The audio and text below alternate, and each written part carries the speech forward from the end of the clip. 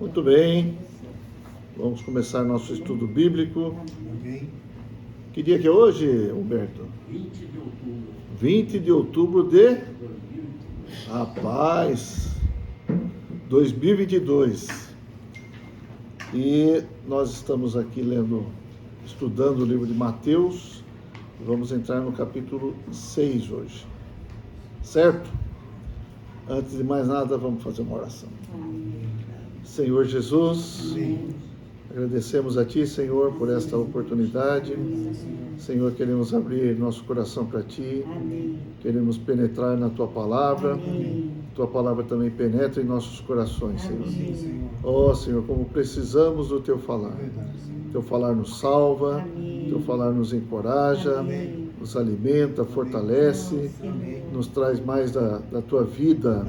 Senhor, como nós precisamos de Ti, Senhor.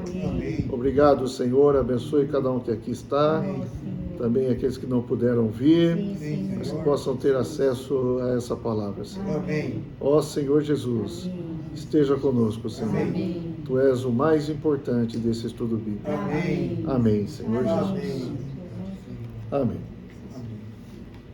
Então vamos seguir nossas conversas aqui em torno da palavra de Deus. Como eu falei, nós estamos entrando agora no capítulo 6 de Mateus. Sempre é bom a gente lembrar que Jesus subiu ao monte, tá certo? E aproximaram os seus discípulos e o Senhor está dando um ensinamento novo, um ensinamento a respeito do reino dos céus, a respeito da conduta das pessoas que fazem parte do reino dos céus. E nós vimos na semana anterior que o Senhor é aquele que cumpriu toda a lei, cumpriu todas as exigências de Deus. Amém. E ao rever, vamos falar assim, a lei que foi dada aos antigos, o Senhor não só disse que aquilo teria que ser cumprido, mas também o Senhor elevou, certo? Porque a lei dada por Moisés falava para não matar, mas agora o Senhor fala não odiar, certo? Então o Senhor trata com a questão da origem do pecado, da origem das nossas ações. Não adulterarás, é o que fala a lei, mas o Senhor fala assim, não olhar com intenção impura. Então o Senhor está elevando a lei. E a pergunta é, por que agora o Senhor está elevando a lei? Por quê? Por quê? Porque hoje não temos ele? Exatamente. Antigamente, as pessoas tinham que se esforçar na sua natureza caída, né? No seu homem caído, para tentar cumprir a lei. Não consegue. Hoje, o próprio Senhor que cumpre a lei está dentro de nós. Isso não acontecia no Antigo Testamento. Tá certo? Vocês estão claros disso, que não acontecia? Antigamente, o homem não tinha esse novo nascimento que nós tivemos, essa regeneração que nós temos ao crer em Jesus. Por isso, se reparar bem, muitas vezes é falado aqui Pai Celeste, né? Por que Pai Celeste? Porque nós adquirimos a vida de Deus com esse novo nascimento. Então, essa vida, ela é capaz de cumprir toda a lei e ainda mais, ela é capaz de cumprir uma lei mais elevada. No entanto, nosso princípio hoje não é de ficar lendo a lei, vou ter que fazer isso aqui. Não, mas é de viver no Espírito e a lei é cumprida espontaneamente. Isso chama-se viver por fé. Como que nós somos justificados? É por fé, por crer no Senhor. Então, uma vez que nós cremos no Senhor, Ele vem e habita em nós, e agora nós devemos viver por essa vida que está dentro de nós. Amém. Vamos colocar algumas coisas aqui. Às vezes em mim mesmo, não consigo perdoar pessoas. Mas quando eu deixo o Senhor tomar conta do meu coração, eu vou ver que por meio dessa vida em mim, eu vou conseguir perdoar as pessoas. Sim ou não? A não ser que a gente fale assim, não quero saber, não quero perdoar, não vamos tocar nesse assunto, ficar cultivando aquela mágoa. Tem pessoas que querem cultivar a mágoa, vão pro túmulo e a mágoa está ali. Às vezes é um casal que está brigado até, né? E não dá nem para pôr na mesma cova, porque... Então, veja bem, a lei, ela é boa, ela é santa, mas o homem não consegue cumprir a lei em si mesmo. Mas agora veio Jesus, tá certo? E agora ele pode morar dentro de nós e ele pode viver em nós e cumprir a lei em nós. Amém? Amém. Só falando mais alguma coisa a respeito da lei. Se a gente pegar a lei lá, vamos pegar os 10 mandamentos lá, capítulo 20 de Êxodo. Aqui tem os mandamentos. Êxodo 20, Gênesis, Êxodo, isso. Eu vou ler aqui para a gente... Que capítulo que é? Capítulo 20, versículo 1. Isso, 1 e seguintes. Olha só o que fala. Então falou Deus todas estas palavras. Eu sou o Senhor teu Deus, que te tirei da terra do Egito, da casa da servidão. Não terás outros deuses diante de mim. Não farás para ti imagem de escultura, nem semelhança alguma do que há em cima dos céus, nem embaixo na terra, nem nas águas debaixo da terra.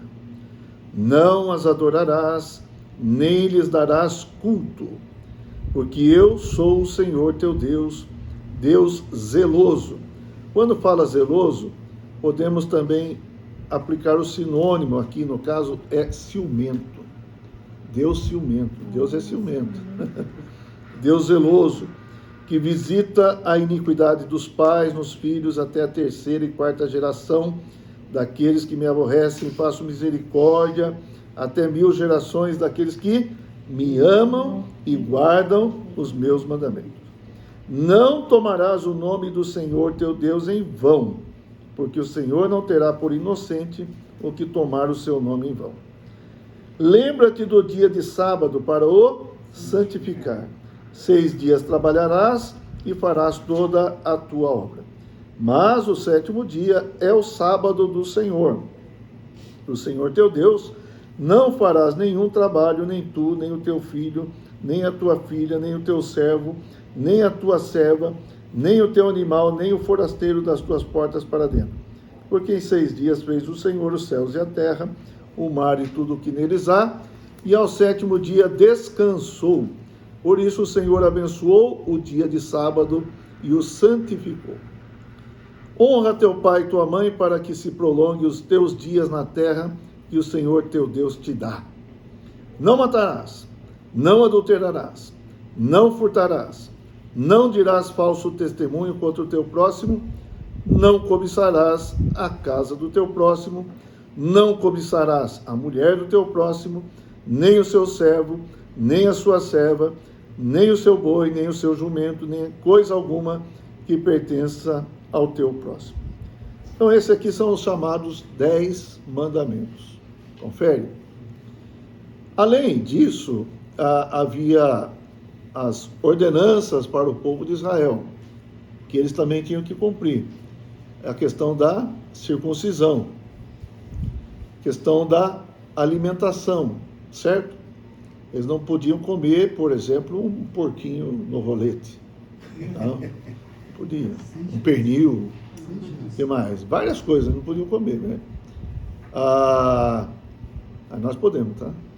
Graças a Deus, né? Então, eles cumpriam ou tentavam cumprir tudo o que tinha sido determinado.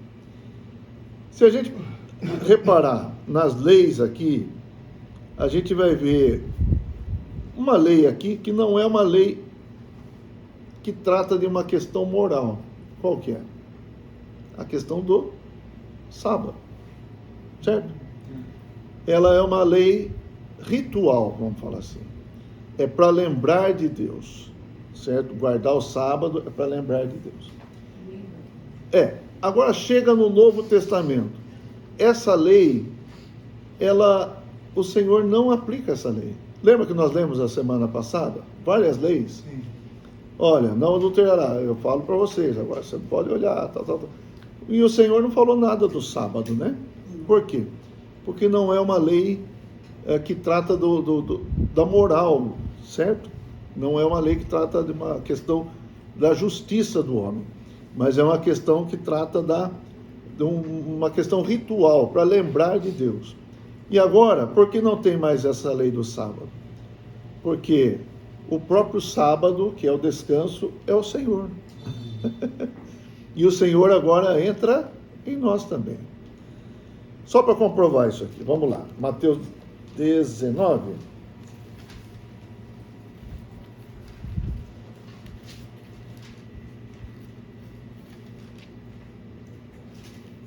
Sim, vamos lá.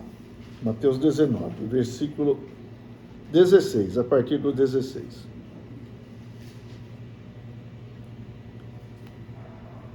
Um jovem, alguém aproximando-se, perguntou para Jesus: Mestre, que farei eu de bom para alcançar, Mateus 19, 16, para alcançar a vida eterna? Respondeu-lhe Jesus: Por que me perguntas acerca do que é bom? Bom só existe um. Se queres, porém, entrar na vida, guarda os mandamentos. Eu preciso lembrar aqui que Mateus, os evangelhos, estão nessa transição do antigo para entrar no novo. A rigor, a gente entra na era do Novo Testamento quando Jesus morre, ressuscita e pode entrar em nós. Tá certo? Mas aqui estamos nessa transição. Então o Senhor fala, guarda os mandamentos. E aí o jovem perguntou, quais? Jesus respondeu, olha só, não matarás, não adulterarás, não furtarás, não dirás falso testemunho, honra teu pai e tua mãe e amarás o teu próximo como a ti mesmo. Repare que aqui também o Senhor não falou nada do sábado, tá? E claro, honrar a Deus, amar a Deus, adorar a Deus, ele fala várias vezes. Então, a questão do sábado era uma questão ritualística, vamos falar assim como era a questão da circuncisão. A circuncisão servia para eles lembrarem que não podia usar a força da carne para querer agradar a Deus. Porque a circuncisão começou lá com Abraão. E Abraão quis agradar a Deus na força da sua carne, certo? Queria ter um filho, era para ter um filho, um descendente, mas ele arranjou um jeito lá de ter um filho com a Agar, que não era isso, né? Então foi na força da sua carne. E o Senhor falou assim, não, você tem um filho com Sara. Eu estou falando, você vai ter um descendente com Sara. E a partir daí o Senhor decretou a circuncisão. Então a circuncisão representa o quê? Nossa carne não serve para nada. Então tentar cumprir a lei, aplicando, tentar cumprir a lei na nossa carne caída também não serve para Deus. Tá certo? Tudo claro? Então, quando começou a vida da igreja lá em Jerusalém, e depois se espalhou para outras cidades, depois os gentios começaram a crer no Senhor Jesus, alguns judeus iam lá e falavam, vocês têm que circuncidar, certo? E isso criou muito problema no começo. E aí o Paulo falou, não, vocês não têm que circuncidar, isso aí não vale nada, não precisa mais isso aí. Então, porque os cristãos iniciais eram judeus e já tinham a circuncisão, eles pregavam que os outros também tinham que circuncidar para ser salvo. Mas Paulo falou, não, que basta a cruz de Cristo, né? Basta você crer no Senhor Jesus e pela fé, tá? E mesmo a questão da alimentação. O próprio Pedro teve um sonho, né? Teve um êxtase e viu lá um lençol com porco, com animais imundos lá, e a voz dizia para Pedro: mata e come. Ele falou: não, jamais entrou coisa comum, imunda na minha boca. Aí o Senhor falou: mata e come, porque o que eu purifiquei não consideres imundo. Então também essa questão da dieta também acabou. Tá certo? Se bem que os judeus que não creem no Senhor Jesus, eles permanecem nas coisas do Antigo Testamento. A circuncisão, as dietas, o sábado rigoroso, tá? Tá certo? Então isso, os judeus que não creem em Jesus, permanecem nessas coisas velhas. Mas nós que cremos no Senhor, as coisas antigas já passaram. Eis que se fizeram novas. Amém? Muito bem. Deixa eu só para esclarecer, no Velho Testamento, as pessoas eram salvas por servir a lei, é isso? Hoje a gente invoca o Senhor, crê no Senhor e recebemos o Senhor no nosso espírito. Isso. Eles não podiam fazer isso. Eles eram salvos cumprindo a lei, é isso? Cumprindo a lei. Se pecasse, tinha que se arrepender, pegar uma oferta. Ir lá para o sacerdote, fazer a O oferta. cumprimento da lei era um sinal de que ele foi salvo, né? Sim. Tá bom. Eles eram justos por cumprir a lei. Por cumprir a lei. Mas, como todos, em algum momento, em algum ponto, caíam. Sim. E aí o que tem que fazer? Ir lá sacrificar um animalzinho. Tá bom? Amém. Muito bem, vamos agora para o capítulo 6.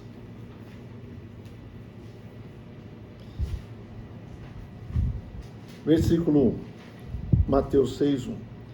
Guardai-vos de exercer a vossa justiça diante dos homens, com o fim de serdes vistos por eles. De outra sorte, não tereis galardão junto de vosso Pai Celeste. Então, esse é o princípio. Pai Celeste. Deus é nosso Pai. Ó, Mateus 6:1. 6:1. Assim como Tiago é filho do Milton e da Sara, da Jussara, então, muitas coisas você vai ver dos pais no menino aí. Vê ou não vê? Sim. Porque tem a mesma natureza, é a mesma vida. Nós temos a mesma vida de Deus. Certo? O meu filho, por exemplo, meu filho mais novo, eu vou contar uma historinha aqui.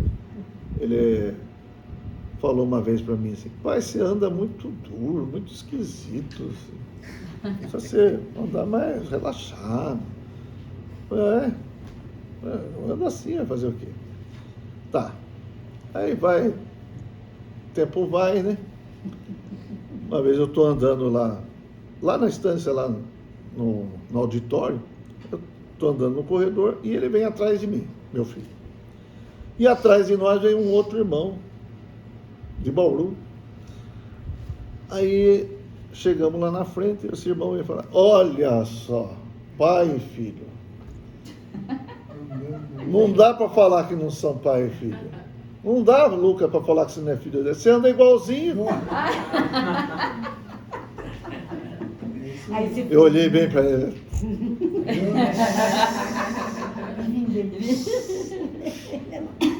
Falou de você mesmo. Então, assim deve ser espiritualmente falando. Nós devemos andar igualzinho ao nosso Pai. Amém. Porque temos a vida do nosso Pai. Sim. É uma questão orgânica. Não é uma questão do macaco imitar um homem. O macaco não tem a vida de homem, certo? O macaco tem a vida de macaco. Você pode ensinar ele a sentar aqui à mesa, comer com garfo e faca. Pode ou não pode? Pode. Se for um macaco esperto e tal. Mas logo que ele ficar à vontade, o que ele vai fazer? Macaquice. Exatamente. Macaquice. Mas aquele que tem a vida humana não vai fazer macaquice. Ele não está imitando a vida humana. Ele é um homem. Então hoje nós somos filhos de Deus. Nós temos a vida de Deus. E essa vida tem que ser vivida em nós. É possível, certo? As pessoas verem em nós características de Deus. Sim ou não? Sim. Se nós amarmos as pessoas como Deus ama, não faz diferença. Se nós perdoarmos, coisas assim, né? As pessoas pouco a pouco vão ver uma coisa ou outra de Deus em nós. Tá certo? É certo que nós estamos num processo, né? Porque nós temos a vida de Deus, mas ainda tem essa velha vida, ainda está aqui, né? Essa velha natureza ainda está aqui. Então nós estamos num processo do quê?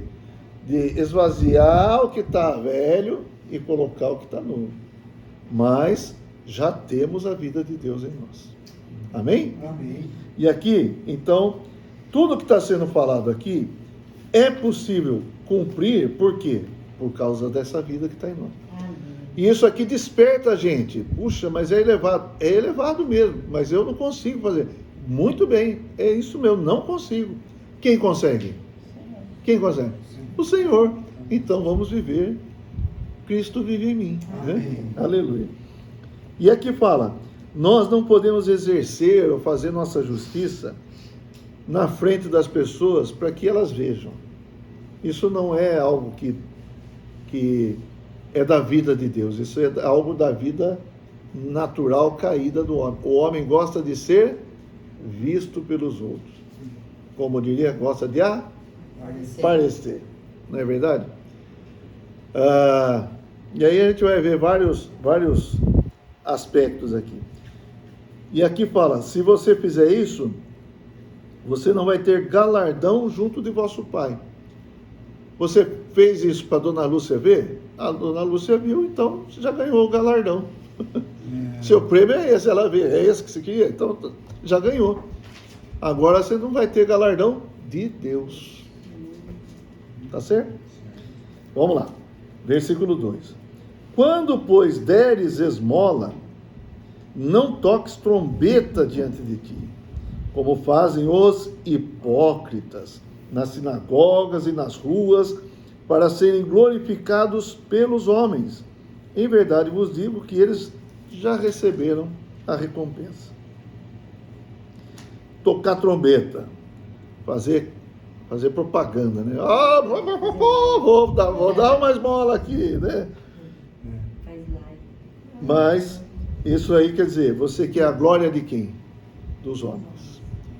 Então você recebeu a glória dos homens? Então Deus não tem que dar mais nada para você. Se o que interessa para nós é ser visto pelos homens, já está feito. Já fez seu teatro? Hipócrita é um ator, né? É alguém que faz teatro. Então já fez seu teatro? Então você já ganhou seu galardão. Versículo 3. Tu, porém, ao dares a esmola, ignore a tua mão esquerda o que faz a tua mão direita, para que a tua esmola fique em secreto, e teu Pai que vem em secreto te recompensará. Isso mostra que a nossa vida cristã, nossa conduta, ela é para agradar a Deus. Não é para ser um teatro, não é para ser vista pelos homens, mas é para Deus. Se eu faço uma oferta, se eu faço uma esmola, aqui fala, né? Não saiba a mão esquerda o que a direita faz. Claro, algumas vezes isso é praticamente impossível, né? Às vezes você tem que fazer alguma coisa no momento ali, tem alguém perto de você e tudo mais, mas o problema é o seu coração. Para que você fez? É para aquele ver? Então, tanto quanto possível, faça em secreto. Mas algumas vezes, a gente sabe, não tem como, tá? Aí vamos falar assim, eu posso ajudar alguém aqui que está morrendo, não tem outra hora para fazer isso, então não vou fazer porque a Bene está vendo. Não é assim também, tá? Mas você faz porque Deus tocou no seu coração. Amém. Então, você faz para Deus. O Pai que vê em secreto. Eu pergunto, o que o Pai vê? Tudo. Exatamente. O Pai vê tudo. O Pai vê o ato exterior, mas ele vê a atitude interior. Certo? Então, nós não podemos só valorizar as coisas exteriores. Deus está vendo o nosso coração. Por isso que a lei é mais... A lei não. A vida do povo do reino, né, vamos falar assim, é mais elevada do que do Antigo Testamento. Não é verdade? E é possível, por quê? Porque a vida que está em nós é mais elevada. Amém. Amém? Versículo 5. Aqui a gente está vendo várias práticas aqui que o Senhor fala para não fazer diante dos homens, senão não vale não. Comente. Essa questão que você faz com a direita, a esquerda, eu achava que era um dito popular. Sempre achei. É? Se tornou popular, mas está na Bíblia. Vamos lá, versículo 5. E quando orardes, olha só, não sereis como os, porque gostam de orar em pé, nas sinagogas. Vocês sabem o que são as sinagogas? Sinagogas eram lugares onde os judeus reuniam, liam a lei de Moisés, aí tinha alguns que copiavam as escrituras ali, os escribas, tá? Sempre tinha uma cópia da lei ali, e ensinavam os outros também a seguir a lei, então. E alguns gostavam de aparecer ali, então faziam orações, né? Não é eu posso orar por você, não é eu posso orar por você para salvar a pessoa, eu posso orar por você para eu aparecer, não vale nada. Bom, vou retomar. E quando orardes, não sereis como os hipócritas, porque gostam de orar em pé, nas sinagogas, nos cantos das praças, para serem vistos dos homens. Em verdade vos digo que eles já receberam a recompensa. Já foram vistos pelos homens. Tudo certo. Então, resolveu? Está contente? Tu, porém, então tem uma diferença entre os hipócritas e nós, tá? Nós não somos hipócritas, nós somos o tu. Tu, porém, quando orares, entra no teu quarto e fechada a porta, orarás a teu pai que está em secreto, e teu pai que vê em secreto te recompensará. Aqui também é importante a gente salientar, nós precisamos ter uma vida pessoal com Deus, uma vida secreta, uma vida é eu e Deus, certo? No meu quarto, é minha conversa com Deus, é a minha privacidade com o Senhor. Podemos ter isso? Às vezes pode não ser num quarto, você vem aqui, né, embaixo da jabuticabeira ali, fala com o Pai, entendeu? Fechar a porta significa você esquecer o resto, você deixar o mundo lá fora e ter comunhão com Deus Pai. Então essa vida nossa de oração com Deus deve ser cultivada. Também não significa que nós só vamos orar em secreto, tá certo? Nós podemos orar. A Bíblia fala, gente, reuniões de oração, mas faz parte. Mas também devemos ter a nossa vida em secreto com o Senhor. Amém. E quando nós oramos também em conjunto, não é orar para ser visto pelos homens, senão já recebemos a recompensa. Aí, vamos lá? Vamos continuar então. Se tiver alguma questão, pode falar, tá? E orando, não useis de vãs repetições como os gentios, porque presumem que pelo seu muito falar serão ouvidos. Não vos assemelheis, pois, a eles, porque Deus, o vosso Pai, sabe o de que tendes necessidade antes que lhe peçais. Deixa eu pontuar mais alguma coisa aqui. Quando fala gentios aqui, entender assim, aqui, os incrédulos, tá? Porque nós somos gentios, diante dos judeus nós somos gentios, mas nós somos gentios que creram no Senhor. Mas quando fala aqui, na aplicação aqui, eles quer dizer os incrédulos, aqueles que ainda não se tornaram filhos de Deus, tá certo? Então os gentios que tinham os deuses pagãos lá, faziam vãs repetições. Isso quer dizer que eu não posso repetir uma oração? Será que é isso? Não, não é isso. O próprio Senhor Jesus, quando estava no Getsemane, o Senhor orou, ali tem um relato, né, nos evangelhos, por 3 vezes o Senhor orou a mesma coisa, não foi? Sim. Pai, se possível, passa de mim esse cálice sem que eu beba, mas não faça a minha vontade e sim a tua. Então, isso é uma vã repetição? Não.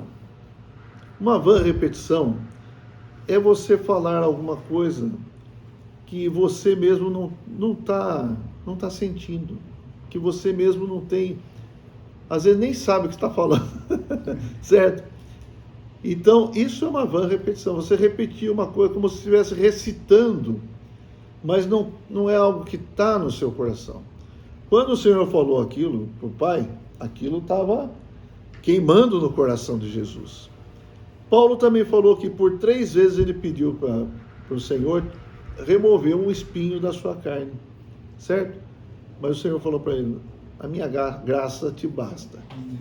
Então, não é questão, eu orei pelo Tiago uma vez, já não posso orar mais.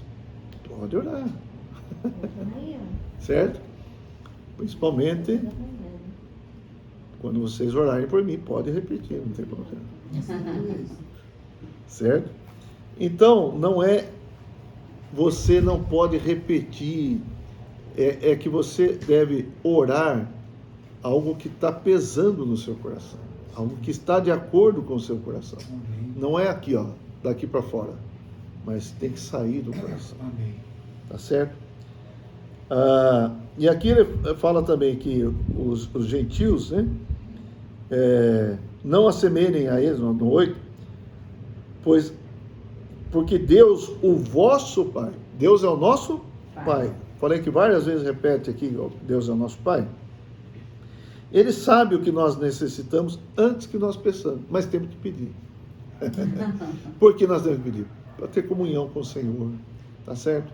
Para todo o que pede, recebe. Então nós devemos apresentar ao Senhor as nossas orações. Amém. Agora nós vamos entrar numa parte que muitas pessoas conhecem e às vezes repetem como recitado, mas também às vezes não entendem nem o que está falando, né? Mas nós vamos ver o que está falando aqui. Portanto, olha, versículo 9. Vós orareis assim. Quando o Senhor fala orar assim, ele está dando um modelo, ele está dando um padrão. Não é necessariamente com essas mesmas palavras. Se a gente abrir em Atos e ver algumas vezes que eles estão orando lá, não tem essa repetição dessa oração com essas mesmas palavras. E Atos mostra a igreja na sua vida da igreja inicial. É um padrão para nós. Tá? Então, não é que nós não podemos repetir, falar, Pai, podemos também, mas com realidade. Percebe que tudo que o Senhor está falando aqui é que nós precisamos ter realidade, ter verdade nos nossos atos, nas nossas ações. Vamos ver qual é o padrão que o Senhor quer para nós, então. Portanto, vós orareis assim: Pai nosso que estás nos céus, santificado seja o teu nome. Venha o teu reino. Faça-se a tua vontade, assim na terra como no céu. Daí o 11 fala, o pão nosso de cada dia. Vamos fazer uma pausa aqui. Perceberam que, inicialmente, a oração está voltada para Deus, pedindo as coisas que Deus quer realizar, orando, rogando para as coisas que Deus quer fazer nessa terra. Vamos lá. Pai nosso que estás nos céus, santificado seja teu nome. Então nós queremos que o nome de Deus seja santificado nessa terra. Santificado seja o teu nome. Então olha, um ponto aqui, o nome de Deus. Outro ponto, venha teu reino. Não é meu reino, não é de qualquer outra pessoa, mas é o reino de Deus, não é o reino de Satanás. Venha o teu reino. Venha onde? Se eu estou falando venha, venha onde eu estou. Venha aqui. Faça-se a tua vontade, assim na terra como no céu. No céu, tem algum problema para Deus fazer a vontade dele no céu? Não. O problema é na terra. Por isso, nós que somos filhos desse Pai Celeste, nós queremos que Deus tenha a sua vontade realizada aqui na terra. Nós queremos que o nome dele seja santificado aqui na terra. Nós queremos que o seu reino venha aonde? Aqui na terra. No céu não tem problema, mas e aqui? Tem ou não? Aqui tem alguém que usurpa o mundo. Quem que é? Tem o reino das trevas. Se eu até ontem estava no reino das trevas, hoje eu me converti, eu quero que o Senhor reine na minha casa. Não é isso? Agora eu não quero mais saber do reino das trevas. Eu não quero mais saber de servir o diabo. Eu quero servir a Deus. Então eu oro, venha o teu reino na minha casa, Senhor. Venha reinar na minha casa, no meu lar, na minha família. Venha reinar no meu coração. Não é verdade? Então, isso é uma oração que nós precisamos fazer com coração, com sentimento. Não apenas repetir. Os irmãos estão entendendo? Não é só uma repetição. E é o que fala anteriormente aqui. Vãs repetições. Nossa oração não pode ser vãs repetições. E aqui, vamos lembrar então, 3 pontos aqui importantes. Quais são? O nome do Senhor, o reino do Senhor e a vontade do Senhor. Por que precisamos orar assim? Porque tudo isso foi deixado de lado. Tudo isso foi ignorado pelo homem. Tudo isso foi confrontado pelo homem. E aí eu gostaria de abrir com vocês Gênesis, capítulo 10.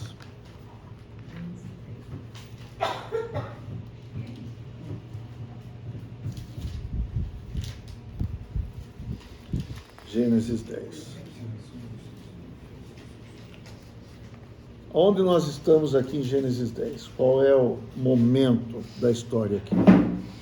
O momento da história aqui, houve o dilúvio, os filhos de Noé tiveram descendentes, e aqui estamos a 150 anos depois do dilúvio. E nasceu uma pessoa aqui, um dos filhos de Noé, da descendência do Cã, que se chama Nimrod, capítulo 10, versículo 8. Cuxi gerou a Nimrod, o qual começou a ser poderoso na terra. Foi valente caçador diante do Senhor, daí dizer-se, como Nimrod, poderoso caçador diante do Senhor. Parece que o relato aqui a respeito de Nimrod é positivo, não é? Poderoso caçador diante do Senhor, poderoso na terra. Na verdade, Nimrod, o nome Nimrod significa rebelde. É alguém que quis se descolar de Deus, certo? É alguém que quis se afastar de Deus e ter uma vida independente de Deus, e ele passou a ser poderoso na terra, a influenciar os outros. Como que a gente pode falar isso? É o que está escrito aqui. Como Nimrod. né? O que significa? Como Nimrod. Igual Nimrod. É um influencer. O que significa Nimrod, rebelde ou rebelião. É isso. Obrigado. E ele está influenciando as pessoas da sua era. Ok? Então, ser poderoso caçador diante do Senhor significa que ele era alguém que até mesmo afrontava Deus. Eu sou poderoso caçador, tá? Eu não preciso de Deus. Eu caço, eu vivo às minhas custas. Olha o versículo 10. O princípio do seu reino. É seu reino. Do reino de quem? De Nimrod. Certo? É o teu reino? É o reino de Deus? Não. Ele está criando um reino. Ele está dando início a um reino. E o princípio do seu reino foi Babel. Então essa história de Babel é uma história triste, porque é uma história de confrontar Deus, de afronta a Deus. Agora vamos ao capítulo 11. Gênesis mesmo. Ora, em toda a terra havia apenas uma linguagem e uma só maneira de falar. 11:1. Gênesis 11:1. Pode falar quando tiver. Não, eu vi no versículo 11. Ah, tá. Eu também fui. Desculpa. Falei do 10 e aí falei do 11. Gênesis 11. Então vamos lá. Em toda a terra havia apenas uma linguagem e uma só maneira de falar. Sucedeu que, partindo eles do Oriente, deram como uma planície na terra de Sinar e habitaram ali. E disseram uns aos outros: Vinde, façamos tijolos e queimemo-los bem. Os tijolos serviram-lhes de pedra e o betume de argamassa. Disseram: Vinde, edifiquemos para nós uma cidade e uma torre cujo tope chegue até os céus e tornemos célebres o nosso nome, para que não sejamos espalhados por toda a terra. Então desceu o Senhor para ver a cidade e a torre que os filhos dos homens edificavam. E o Senhor disse o seguinte: Eis que o povo é um, e todos têm a mesma linguagem. Isto é apenas o começo. Agora não haverá restrição para tudo o que intentam fazer. Vinde, desçamos e confundamos ali a sua linguagem, para que um não entenda a linguagem do outro. Destarte, o Senhor os dispersou dali pela superfície da terra e cessaram de edificar a cidade. Chamou-se por isso o nome de Babel. Babel significa confusão, porque ali confundiu o Senhor a linguagem de toda a terra, e dali o Senhor os dispersou por toda a superfície dela. Se a gente lembrar, o Senhor falou pro Adão lá: tenha domínio sobre os peixes do mar, enchei a terra. E aqui o que eles quiseram fazer? Vamos ficar aqui, não vamos sair daqui. Perceberam? É algo contrário ao que Deus queria, não é? Eles não queriam encher a terra, eles queriam permanecer ali. Eles fizeram uma torre para chegar até o céu. Isso significa para afrontar Deus. Se vier dilúvio, né? Alguns podem pensar assim: se vier um dilúvio, a gente tem uma torre aqui que não vai alcançar a torre. As águas não vão alcançar a torre. Mas o Senhor já tinha falado que não viria mais, não seria esse o juízo, um dilúvio, né? Mas vamos prestar atenção em 3 coisas que nós falamos lá. Quais são as 3 coisas da oração lá? Nome, reino e vontade. Não é isso? Olha o que tem aqui. Então, no capítulo 10, nós falamos o quê? O princípio do seu reino foi Babel. Então, isso aqui é um reino que confronta o reino de Deus. Depois aqui fala assim, versículo 4 do capítulo 11. Vamos tornar célebre o nosso nome. O Senhor falou, santificado seja o nome do Senhor. Mas aqui eles querem tornar célebre o nome do homem, mais especificamente aqui do Nimrod. Dizem os arqueólogos que acharam tijolos, né, de Babel lá, e inscrito nos tijolos estava o nome de Nimrod. Certo? E outra coisa aqui, qual que é o terceiro ponto lá? Vontade, né? Vontade. No versículo 6 fala assim, ó, isto é apenas o começo, agora não haverá restrição para tudo que intentam fazer, que eles têm vontade de fazer. Então você veja, por que o Senhor está falando? Vamos orar pelo nome, pelo reino, pela vontade. Porque aqui em Babel foi declarado uma total independência de Deus, uma total desconexão com Deus, falando que o homem é suficiente. Então, nós temos o nosso reino, nós temos o nosso nome e nós temos a nossa vontade. É sério ou não é? Às vezes Babel, essa história de Babel parece que é só uma historinha, né? Achava, né? Eu também achava. Mas aí a gente vê o que está no coração do homem. Confrontar Deus. E esse Nimrod era um influencer. Um influenciador, né? Babel é filho de... Não. Babel é o lugar ali onde eles construíram. O Senhor chamou de Babel. Babel, Erech, Acade e Calné. Ah, sim. Tem outras... São locais. Sim. Ah, tá. E é tudo na terra de Sinar, tudo num lugar próximo ali. Mas aqui, Babel significa confusão. É o mesmo que Babilônia.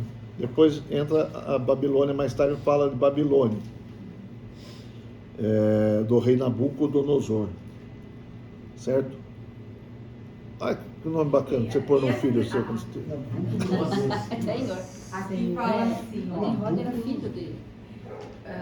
Chamou-se-lhe por isso o nome de Babel, porque ali confundiu o Senhor a linguagem de toda a terra, e dali o Senhor os dispersou por toda a superfície dela. Essa linguagem, a língua que a gente fala, é isso? É por isso que existe o inglês, o espanhol, é isso? É isso. Então antes todo mundo falava a mesma língua. Ok? Aí, com essa dispersão aí, Para eles não se entenderem. para não se entender, porque a unidade é forte. Tanto para o mal quanto para o bem. Né? Eles eram um contra Deus. Olha o que o Senhor fala aqui no versículo 6, né? Eis que o povo é um, e todos têm a mesma linguagem. Então, para que eles não fossem um nessa intenção, nessa obra que eles estavam fazendo, Deus quebrou essa unidade por meio da linguagem. E Satanás, o que ele quer fazer também? Ele quer quebrar nossa unidade. Não por meio da linguagem, mas por meio dos maus entendidos, por meio de lançar dardos na nossa cabeça, né? Falar, Marcílio olhou torto você nem percebeu. Aí eu já começo a olhar meio torto. Aí o Marcílio dá uma olhadinha. E não é que ele olhou mesmo? Você entendeu? E aí vira. Né? É que nem a história do sujeito que ia emprestar a escada do vizinho lá, né? Quebrou a escada dele, estava dizendo, vou emprestar do meu vizinho. Mas nesse caminho da casa dele para a casa do vizinho, foi pensando um monte de coisa. Mas o vizinho vai achar que eu não tenho escada. E vai achar que eu sou pobre, vai achar que eu quero incomodar. E não sei o que lá. Aí tocou a campainha e aqueles pensamentos. Aí o vizinho até, vizinho, pois não. Olha, eu não quero saber da sua escada, tá bom? Fica aí com a sua escada. Mas não é assim que acontece? Vai trabalhando tanta coisa na cabeça da gente, e aí o irmão que não tem. Eu mesmo experimentei isso aí, né? Uma vez eu estava na reunião da igreja mesmo, tal. Estava desfrutando o Senhor, assim, tal. Aí daqui a pouco veio um irmão, veio falar assim, no meio da reunião, irmão, você está com algum problema comigo? Eu falei, meu Senhor Jesus. Por quê, irmão? Não, parece que você olhou torto para mim. Né? Eu falei, meu Senhor Jesus. Isso porque eu estava desfrutando, né? Mas foi isso mesmo, foi isso mesmo. Então, essa é a tática do inimigo. Ele quer tirar a nossa unidade, tá? Então, aqui, uma unidade maligna, né? Aqui na Babel. Mas na igreja nós devemos buscar a unidade. Amém? Por isso que nós estamos vendo lá Efésios hoje, né? Ser digno do nosso chamamento, com toda a humildade, com toda a mansidão, suportando-vos uns aos outros em amor, esforçando-vos por preservar a unidade do Espírito no vínculo da fé. Bom, depois de ver. Mas é isso, a gente tem que se esforçar para ser um. Mas ser um para quê? Para cumprir a vontade de Deus. Amém. Vamos voltar? Vamos? Para Mateus? Perceberam, irmãos, como que é a questão do Pai Nosso? Agora, quando você orar com essas palavras ou com esse modelo, você vai ter mais realidade, não é? Sim. Você vai perceber o que o Senhor está querendo falar aqui. Então, vou retomar no versículo 9 mesmo. Portanto, vós orareis assim. Pai nosso. Isso é importante, é Pai. Estamos orando para o nosso Pai. Pai que está nos céus. Santificado seja o teu nome. Venha o teu reino. Faça-se a tua vontade, assim na terra como no céu. E agora vem a parte que nós queríamos que fosse a primeira parte. Mas é a segunda. Não é? Então a segunda parte fala: o pão nosso de cada dia, dá-nos hoje. Não começa assim, viu, Tiago? Começa com o Pai Nosso, fazer a vontade do Pai e tal. Depois vem o pão nosso. E aqui o pão nosso de cada dia é o pão de hoje. É o pão de cada dia. Isso também indica que nós precisamos viver por fé. Crer que o Senhor cuida de nós dia a dia. E também indica que nós precisamos ter comunhão com Deus, orar a Deus todos os dias. Amém? Versículo 12. Perdoa-nos as nossas dívidas. Até aí tudo bem, não é? Até aí tudo bem. Agora, perdoar assim como nós temos perdoado aos nossos devedores. E aí?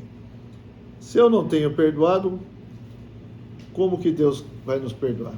Como eu não tenho perdoado, não perdoe nossa vida. É isso mesmo. Então nós precisamos aprender a perdoar. Um filho de Deus perdoa. Alguém que tem a natureza de Deus em si deve também perdoar. O Pai perdoa. Não perdoa? Sim. E aqui nós também precisamos perdoar. Versículo 13. E não nos deixes cair em tentação, mas livra-nos do mal. Pois teu é o reino, o poder e a glória para sempre. Amém. O 14 retoma a questão do perdoar. Porque se perdoardes aos homens as suas ofensas, na verdade aqui o Senhor já está explicando, né? Se perdoardes aos homens as suas ofensas, também vosso Pai Celeste vos perdoará. Se, porém, não perdoardes aos homens as suas ofensas, tampouco vosso Pai vos perdoará as vossas ofensas. Isso pega. Pega ou não pega? Sim. Pega. Então, perceba que o perdão está condicionado ao nosso perdão. Se nós queremos ser perdoados, nós precisamos perdoar. É difícil? É fácil? É difícil não perdoar. E aqui, ó, outra vez. Tampouco o vosso Pai também o vosso Pai Celeste. Veja, sempre falando Pai, Pai, Pai. Sempre lembrando que nós temos uma ligação com Deus. Uma ligação de vida. Então, meus irmãos, nós precisamos aprender a perdoar. E essas palavras vêm para a gente perceber que se nós persistirmos na nossa velha natureza, nós não vamos conseguir fazer nada disso. Nós temos agora que viver pela nova vida, pela vida divina em nós, pela vida celestial em nós. Ó Senhor Jesus. Amém? Amém. Podemos prosseguir? Podemos. Se eu falei alguma coisa errada, me perdoem, tá? 16. Quando jejuardes, não vos mostreis contristados como os hipócritas, porque desfiguram o rosto com o fim de parecer aos homens que jejuam. Em verdade vos digo que eles já receberam a recompensa. Tu, porém, quando jejuares, unge a cabeça e lava o rosto, com o fim de não parecer aos homens que jejuas, e sim ao teu Pai em secreto, e teu Pai que vê em secreto te recompensará. Aqui fala o jejum, mas qualquer coisa que você fizer para Deus, não faça para parecer para os homens. Mesmo se você tiver alguma situação, às vezes você quer mostrar para as pessoas que você está sofrendo. Não é verdade? A gente gosta de ser... De vítima. Vítima, é verdade. E dramático. Tá? Então, não faça isso. Porque se a gente fizer essas coisas, nós perdemos o nosso galardão. Vou jejuar. E jejum também é uma coisa que a gente precisa entender qual é o princípio do jejum. Jejum não é eu falar assim, vou ficar sem comer, que nem a Rosângela faz.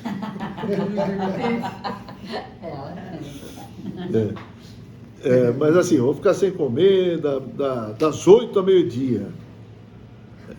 Vou falar, é um jejum meia boca também, né? Mas tudo bem. E nesse período você simplesmente não comeu. Na verdade, isso não é um jejum. Isso é uma abstinência de comida só. O jejum, ele tem que estar ligado à oração. Por que você jejua? Para orar. Para você não se distrair com hora de comer, com o que tem que comer, mas para você orar. Você tem algo no seu coração que está pesando e você quer jejuar. Por exemplo, tem alguém doente na sua família e aquilo está pesando em você. Então, você fala assim, olha, hoje não vou nem comer, eu vou orar por tal pessoa. Isso é um jejum. Mas também não precisa ficar demonstrando para as outras pessoas, né? Uma fome.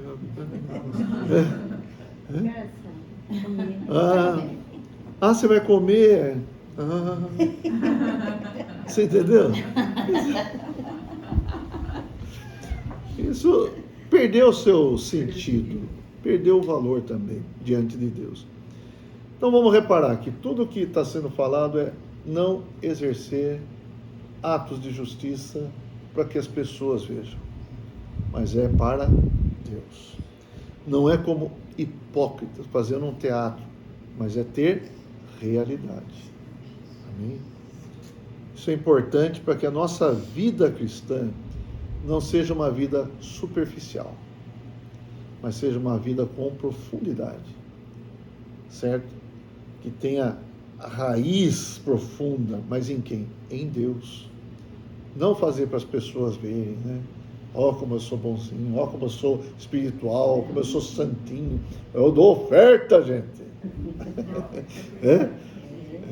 Então, esse é o princípio. É para Deus. Orar, jejuar, fazer oferta, fazer esmola, é para Deus. Quando a gente vê hoje, por exemplo, político, né? Político, o que ele mais faz é falar o que ele faz, né? Não é isso? Muitas vezes nem que não tenha sido ele, mas ele quer tomar a posse. Ah, eu fiz. Que nem aquele político, né? Foi maluco que faz, né? Então, desculpa aí. Mas não podemos ser assim. Nossa vida é diante do Senhor. Amém. É uma vida humilde diante do Senhor. Tá certo? Então não adianta eu pegar a Bíblia aqui, pôr embaixo do braço. Como é que vai? Tudo bem, minha irmã? Tenho orado muito por você. Não é. Não é criar, até mesmo criar tipos, né? Às vezes a gente fica pensando, cristão, a gente pensa assim, um cristão tem que ser assim, assim, assim, e a gente quer fazer desse jeito. Não é verdade? Então tem que parecer meio sério.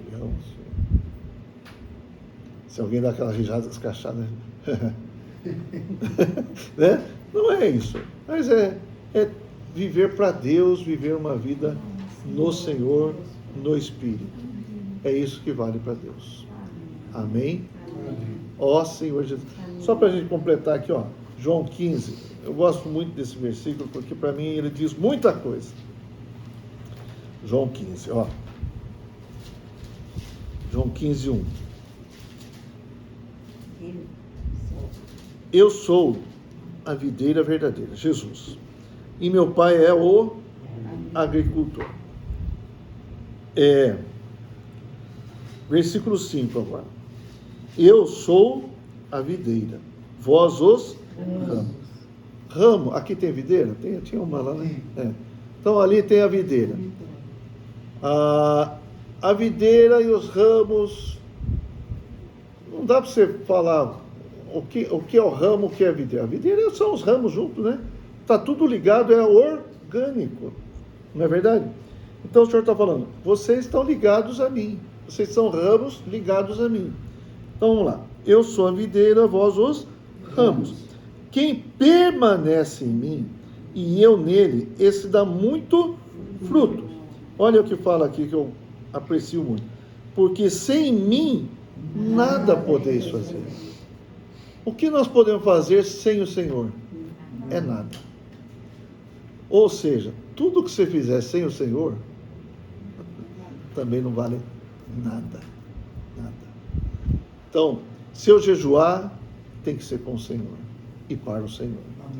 Se eu orar, tem que ser com o Senhor, permanecendo nele e para o Senhor. Se eu ofertar, tem que ser no Senhor e a oferta diante do Senhor. É isso. Nossa vida deve ser uma vida unida ao Senhor. Amém?